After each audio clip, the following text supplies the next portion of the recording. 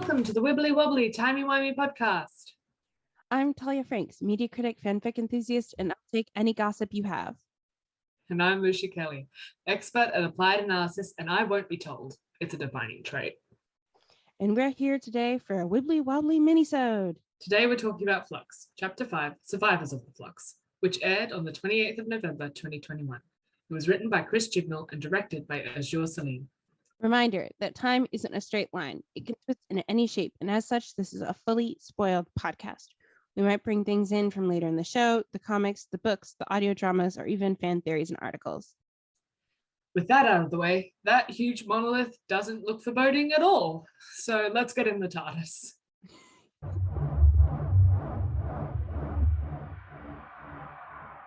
Content warning for this episode, we're going to do a deep dive into abuse and the cycles of gaslighting, and just want you to be aware, keep yourself safe before we dive into talking about that.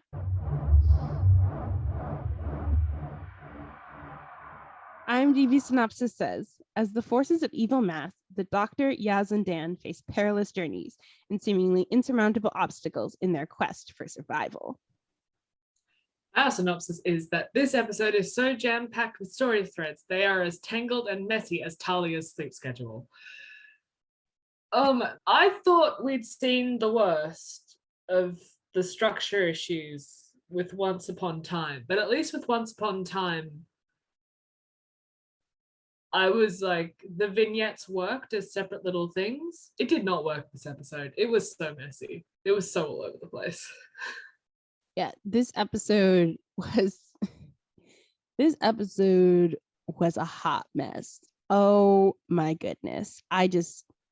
It was all over the place. I was just like, what is going on here? Because it was just like zip, zip, zip, zip, zip from plot line to plot line from plot line. And I was just getting like whiplash. And I was just like, what is really going on here? Because there's just so much. And I feel like we had so little time with anyone that I didn't fully understand anything. Yeah. It was also like, what I did understand is that Yaz is the most competent of anyone. And I feel, and I said this in my Twitter live tweet, which if you've been missing my Twitter live tweets, I live tweet every episode at 8 p.m. Eastern when the BBC America airing goes. So just watch out for that. I'm doing it for all future episodes. They're very fun. You should definitely read them. Yeah, but one of the things that I said was that I feel like Yaz is really achieving her final form as a Doctor stand-in with her own companions. Right. Yeah, because she's got Dan and Jericho now. She's got her own little crew. And she's clearly the most competent of any of them. Right. I don't feel good about the fact that Jericho was kind of brought back down to this kind of bumbling professor kind of character. Also, just want to flag, where was Peggy? Peggy's gone. They were in charge of a child. I was promised family fix. She was a child in need of therapy and a good family, a good foster family that the universe landed in her lap.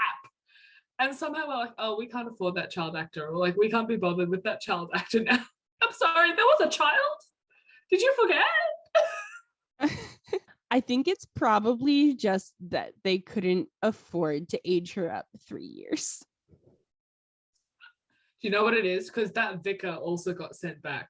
So now she and the vicar are together in the little village, and like they're gonna come.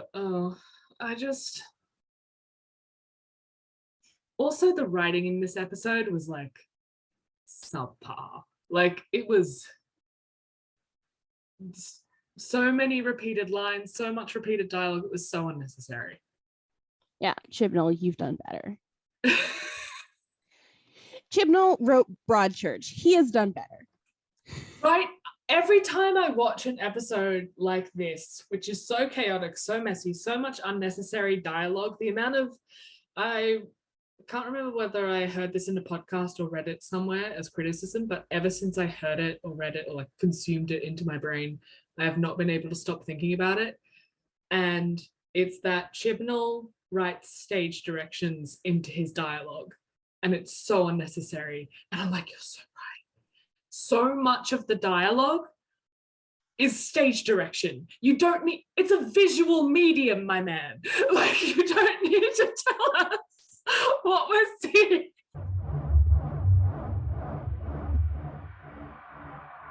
So if we're gonna break it down and follow each episode arc, I think one of the best things about this episode is, again, Yaz getting her own little team. And I thought that she and Dan and Jericho really had, I feel like I didn't see enough of them. I want that big finish, please. And also Yaz being so cavalier about getting rid of a body. Right? It's, ma'am, how many bodies have you had to get rid of? She's on a mission because she's been watching that hologram. Yeah. Who knows how many times. Because, yeah. Oh my God. And I did like Dan and how he was like, why do I have to be the stowaway? The thing about Dan is, like, I don't dislike him. I dislike what he represents. And I don't think it's unreasonable for people to dislike Dan on principle. Like, I don't begrudge people for standing by their principles and disliking the fact that there's yet another white man on the TARDIS. It makes sense to me to dislike the fact that we constantly always have to be having a white man center. For example, even in a lot of the promotional pictures that I've seen of their little team, you see like either Dan at the forefront or Jericho at the forefront. When, like I said, Yaz is the most competent. Yaz is the one who's actually leading things. And yet, although I do really love that, like, promotional image that I've seen and that we use on our cover for this episode of Yaz with the MacGuffin, the little clay pot. Yeah, although I will say there's a little error in one of the promotional images where you can see a crew person with a walkie-talkie, which is very hilarious. And also, I forget if that person is actually visible in the episode, but definitely visible in one of the promotional images. And also, there are lit candles in that place that they go into, which means someone was there recently enough to light candles that are still burning. Right. Yes, I know they were going for an aesthetic, but someone was there recently enough to light candles. And also when they like are in Constantinople, who was like that like old woman that they were shuffling out when there was the dynamite? I'm just like, anyway, I just have a lot of questions about who is aiding them on all these tasks. Where are they getting all their money? Also, why is no one raising the question that Yaz is a woman of color in the 1900s, in the 19 odds? What is that year? What is that decade called? It's 1+. Oh, like that whole, I don't know, pre-war. But yeah, I have such a mixed up feeling about the discount Indiana Jones Adventures part of the of the episodes, because the colonialism and exoticism of the beast, though, it made me so uncomfortable. And just there was a lot of the mysticism of the East, and like, do not get me wrong, I adored the Guru, and I think that was an excellent reversal of tropes, especially given so much of that section of the episode was steeped in those same tropes. But there was just so much of it that left me uncomfy. That I was just like, ugh. Yes, but I am very glad that modern Doctor Who acknowledged Mexico. Yeah, honestly. Mexico is a place that wow. Look, South America. Although actually, Mexico is technically North America. It's something that a lot of people don't acknowledge. Mexico is in North America. North America is Canada, the United States, Mexico. A lot of people don't want to acknowledge, but Mexico is North America. There's North America, Central America, South America. Mexico is North America. Just also, it's all one continent. It's connected. Well, actually, no, the Panama Canal divides it a little bit, but it was all one continent. There's like, yeah, no, humans did that. It's not meant to be there. It's like the Americas is all one continent. Like dividing North America, Central America, South America is artificial. But if you want to divide it, Mexico is in North America. Just so you know. Just so all you people who like don't pay attention to geography know, or don't want to pay attention to geography know, Mexico is in North America.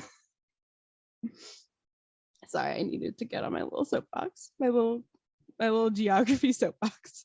Yeah, I don't know. I feel like that covers all of it. Like I loved it. It was very fun seeing them all in period costume and going to all these different places. But also again, just the writing of explaining the exposition in this episode. It was particularly bad in that section. We have to do this in order to do this. This is the first time we're talking about this on the way up the mountain. Clearly, no, we're not. No, you're not. No, you're not. You've been together for 3 years. You've talked about a lot of things in those 3 years. Including, I'm sorry, but if Dan is not convinced, given the limited time he has had with the Doctor, the speed run this man is having as a companion. I mean, Jericho and Dan have got to assume that the Doctor and Yaz are dating, right? Because the way that Dan came in, like clearly he knew exactly what Yaz has been doing. Clearly this is a habit that she's formed. Jericho exults. Quick smart. I'm a 1960s man. I'm not all about that yet. Dan sits down with Yaz and I'm sorry, that is two friends and one of them is helping the other with all of that love stuff. That was a friend comforting someone through a romantic relationship. Mm-hmm. That shit was coded all the way through. Yep. And the message, the way that they finish each other's sentences, they know each other. Yeah, I think a lot of the reason I have now grown to appreciate Dan as a character, even though I dislike him as a concept, is because he and Yaz now have that bond and connection from knowing each other for 3 years. Because that's definitely a genuine friendship right there. And I was saying at the beginning of this flux journey that we're on, that in my headcanon, I no longer thought of Yaz as being 19, but Yaz is genuinely no longer 19. Because, we love that. Because she traveled with the Doctor. So if you add it all up, she and Graham and Ryan traveled with the Doctor for, I'm guessing, like 6 months to a year. So like she was 20. Then the Doctor left them on Earth for 10 months.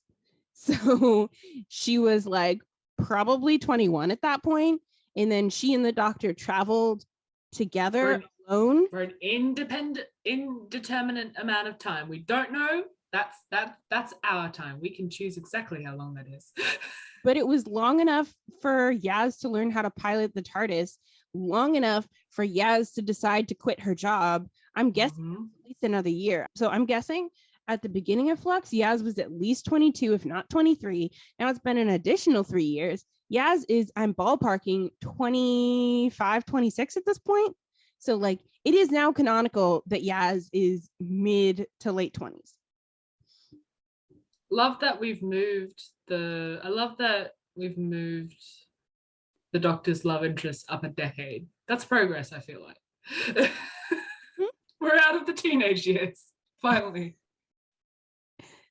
I mean, technically, I don't ship the Doctor and Martha, but if we had, Martha was like, I think, mid-20s at least, or at least I think she was like like early mid-20s. We were never meant to ship Martha We were and never meant to 10. ship Martha and 10, but if we had,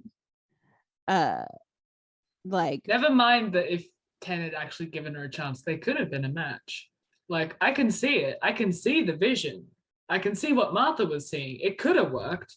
10 was just being too much of a little bitch baby.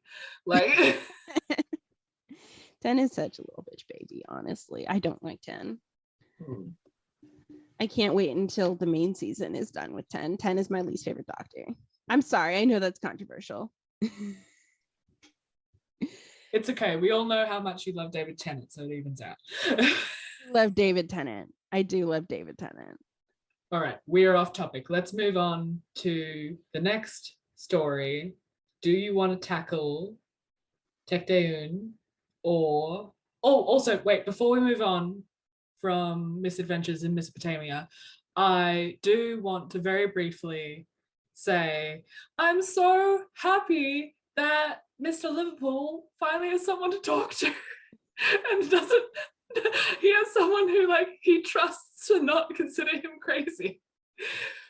Oh my God. But like, yeah, but also another moment of connection with Dan and Yez where she was like, oh my God, you're from Liverpool? I never noticed. That was definitely two friends teasing each other about, like, it was definitely like the same vibe as like someone saying to me, like, oh, Talia, you like Doctor Who? I never knew.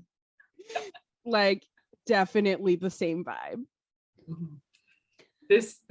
I do mean to inform everyone, this does mean I'm talking to all the scriptwriters of Big Finish here. There needs to be at least one Liverpool joke in every single production of that Adventure Time. At least one, between 1 and 3. It's a requirement now, I'm sorry.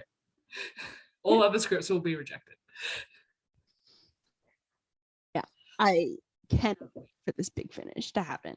Like, it either needs to be a Big Finish or a book. Ideally both. Yep. Okay. Yep.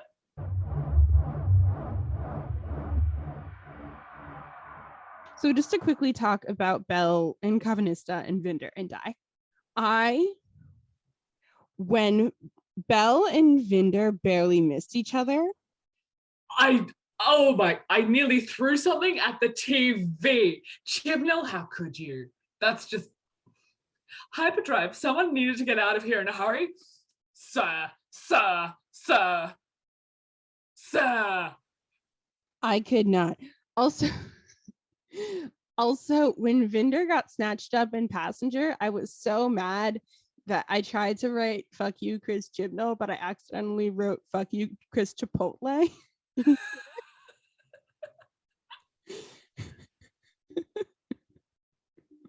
I'm somewhat comforted by the fact that it did seem that was his plan. That did seem like he did want to get in the Passenger in order to kind of figure it out. But I was like, so not only do they miss each other by inches, you are now putting Vinder in the Passenger?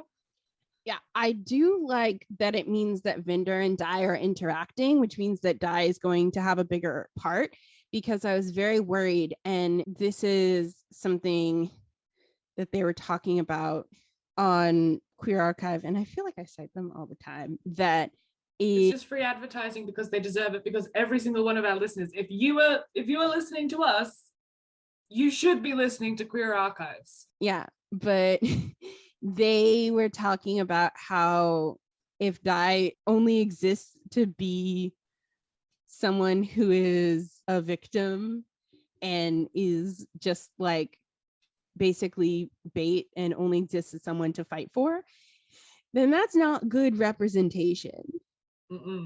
Doesn't look like it though. Di was ready to throw down. I'm so ready.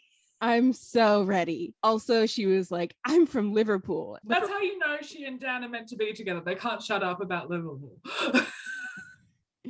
Yeah. And I feel like the other thing that I really appreciate about the Belle and Vinder storyline is how it's now starting to like intertwine again with Covenista getting together. I really wish that I'd seen more of their fight. because Belle fighting people, but I feel like one of them was going to end up dead if they'd fought for much longer, and it would have been Cavanista. And I do like the doggo, so I would have been sad because that's the other love of Dan's life. Oh God, don't remind. Yeah, I'm saying even if you don't ship Dan Vanista, you have to know that they have a connection. I'm sorry, but I don't want anything bad to happen to Cavanista. He's great.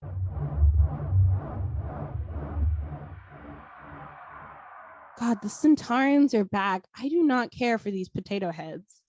Like, why they keep turning up like a bad penny? I don't want them. Well, it was everyone was turning up. We've got Ood, we've got the Daleks and Thasmin back next week. There was another creature, I believe, in the next time, but I can't remember who it was exactly. Someone. And the Grand Serpent is back. And I know for him. Also, the fact that Unit had 13's TARDIS in the basement the whole time that 3 was trying to fix his TARDIS. Oh, that's golden. Oh, that's golden. I want fix.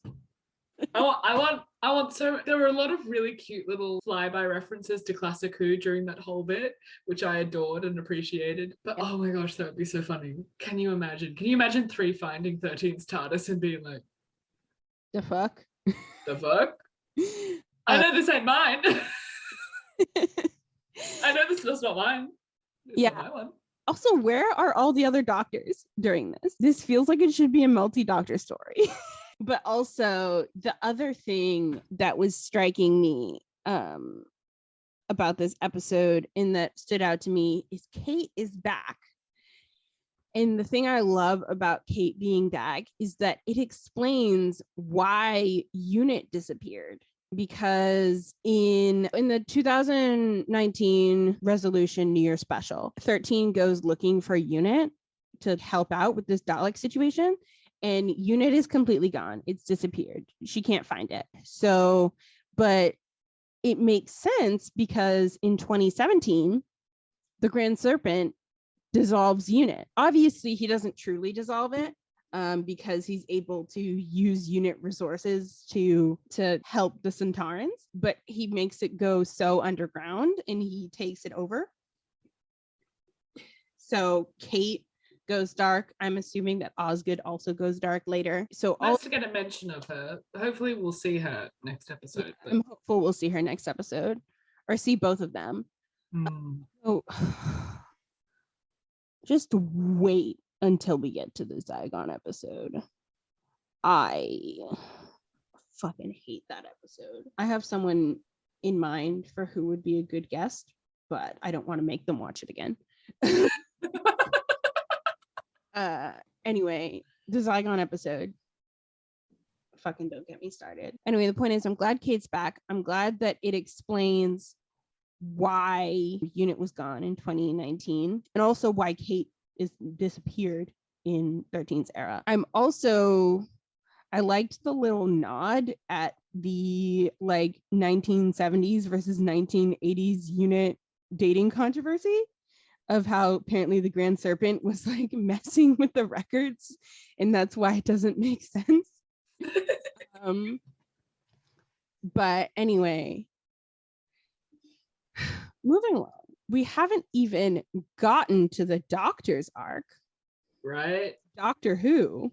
Yeah. Oh my gosh. Okay. So Tech Dayun, classic textbook abusive parent. Like that is exact. Oh, it made me so bad. Yeah, they did it perfectly, but like in a way that like I hate it, but because they did it so well. Yeah, when Tech Dayun and the Doctor were having that throwdown argument, I was just like, this is everything that I wanted, but it's too short. When the Doctor and Tech Dayun were having that fight and the doctor was like, you had no right to do this to me. Just all the bullshit of it, right? Never mind everyone's pet theory that Belle and Vinda probably just left her there for 5 minutes so that they could go get some snacks. But like Yeah. So doctor says, you took something that didn't belong to you. Tectayun says, I rescued you. Would you prefer to have been left? The doctor says, you assumed, you don't know, like you denied me my life. And Tectayun is like, I gave you life, but you think you could have been something else, someone else. And the doctor is like, maybe, I'll never know. And like, it's like Jodie Whittaker's face when she delivered that line. It's just Tectayun is being like, she's being like classic gaslighting, horrible, like it's just, it's masterful, honestly, because so Tectayun genuinely believes that she's doing what's best, and the doctor is, the way that the doctor is so devastated and like yearning for this life that she never had is, and just for the possibilities that she was denied is just, it's honestly heartbreaking. And I feel like this is what the River storyline could have been, but so much better, because it's child being denied their family and denied their birthright and like being taken, but actually done well. And that is what comes from writing from character rather than writing from mystery, right? Like when, yes, the writing in this episode was a mess. Not that part though. And because that's where Chibnall shines, right? When you're doing deep character work, particularly trauma-based character work, he knows what he's about. And so the River was always only ever seen as a mystery, as an object, as this shiny little toy for the Doctor, and for Moffat, can I just say, as well. Like she was never given the space to actually make sense in any way, shape, or form. Mm-hmm. Whereas Chibnall writing this Doctor as this person who, like, and just the way that this parallels to so many real life patterns in abuse, even down to memory loss, right? Like one of the first things that a lot of people in emotionally traumatic circumstances report is memory loss, and the fact that they've worked that in as a sci-fi thing is just top tier. But I also really adore how, I particularly love how Chibnall writes Tectayun, because it so often abusers are seen as actively malicious or like they're doing it on purpose or sadistic in some way. It makes more sense narratively, and it makes more sense to our human brain to make some sort of sense out of the chaos in a way that like makes narrative sense, but it doesn't leave space for the thousands of abuse stories which people live through every day, which is where the abuser doesn't know that they're an abuser. So often people do not realize the impact that they have on others and or what they're doing. And the fact that Tectayun is written from that perspective, and especially written kind of quite literally one step away from reality, right? Like she's grown so in love with this idea and this concept of the division that it's just completely warped her sense of reality to the point where she doesn't see what she's doing as morally reprehensible and actually sees morality as a flaw. Is just chef's kiss. Excellent. I love everything that's happening here. Yeah, and also it's a white woman doing this. Like, it's embodying the white savior stereotype, particularly when we think about the fact that the primary division doctor that we see is a Black woman. Because even though Jodie Whittaker is also white, if you go back to the Timeless Children episode, you will see that all of the children that Tecteun experimented on, I think almost all of them were children of color. And the original child at the wormhole was also a child of color. Yeah, she was a little Black girl. And I'm not sure how intentional it was. I'm not sure how many people are going to get that, but I think it makes it a lot more prevalent. I love the Timeless Children arc in general. I know so many people who hate it, and I find it so interesting and not at all surprising that the fact that so many people hate it, because one of the things that I saw on Twitter was someone was so upset by the Timeless Children arc. It's actually really funny because the phrasing made it sound like Chris Chibnall was born and raised on Gallifrey. But what they were trying to say was the Doctor was born and raised on Gallifrey. I was like, Chris Chibnall was born on Gallifrey? A bunch of people on Twitter are making fun of it. But basically, the point is people, and it wasn't just this one person, I've seen other people upset about this too, that people are very upset that the Doctor, even though the Doctor was still raised on Gallifrey, the Doctor's memories, because they still don't have their memories back, are still of being a Time Lord, are still of being Gallifreyan. Like, culturally, that's what the Doctor is. But people are upset that the Doctor is now an immigrant. That the Doctor is no longer, and so people are very upset that the Doctor is no longer a white man belonging to this like prestigious institution. And I just think people should just sit with that for a moment. Just sit with the fact that they're not comfortable with the fact that the Doctor is no longer someone who comes from, because previously the Doctor was a white man who came from a place of privilege that went to a bunch of places and saved people all the time. So previously the Doctor was very much that sort of white savior stereotype. Like, that is, previously the Doctor could be interpreted as that. The Doctor was like a godlike figure. That was the Doctor. And that's the Doctor that a lot of people love. But now the Doctor is no longer that. The Doctor instead has been put in the position of being marginalized, of being the person who is no longer centered, and they don't like that.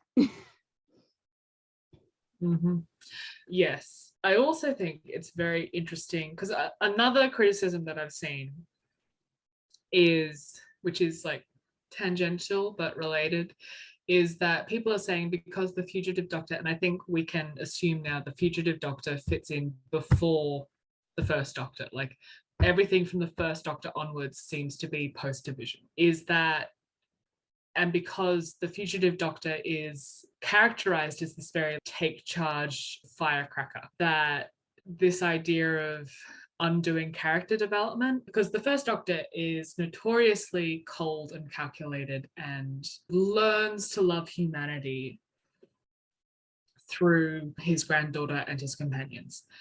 And people were arguing, like, if the fugitive Doctor is already this firecracker and then you remove the Doctor's memories and then they go to this cold calculated figure, and then the end goal is back to the firecracker, then that's not a narrative arc, which makes no sense to me, because again, we are talking about learning to process and live and grow and heal from having abuse and trauma in your past. One of like the key things in that is the fact that healing is not progressive, and that you will revert back to initial spaces where you felt safe or in control, which for the Doctor would be akin to the personality that was safe with Tecteun, right? which would be this same cold, calculated person. So the fact that like you vacillate between these two arcs and eventually end up with Firecracker, which seems to be where the Doctor lives naturally without that abusive influence, is like, that's exactly how you should write it. And it frustrates me that people don't see that.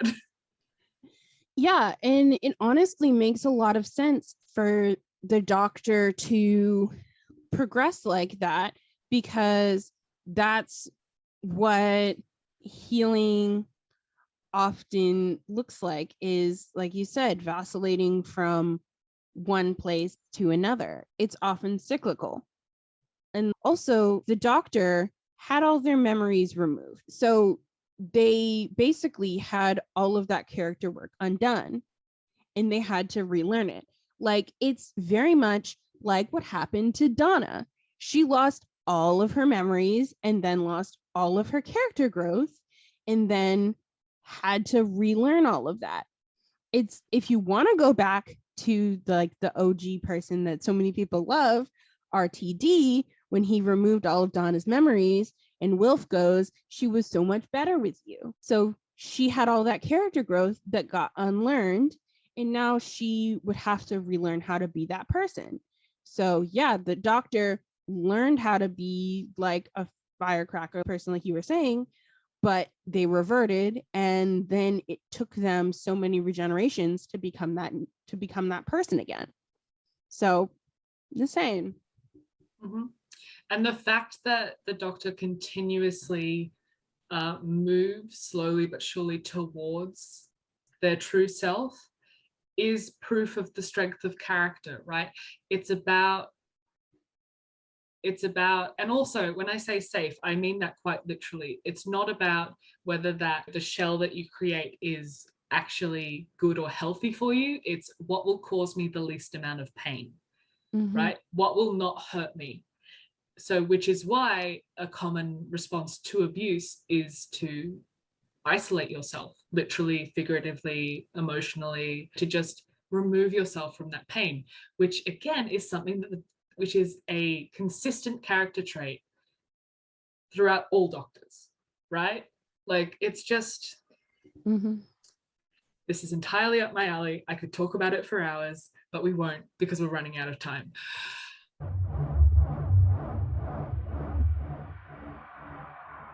So to circle back to the actual episode, because we just spent a lot of time talking about the things unrelated to the episode. How was the actual episode? Was it fabulous, funky, or foul? What do we think of the actual episode?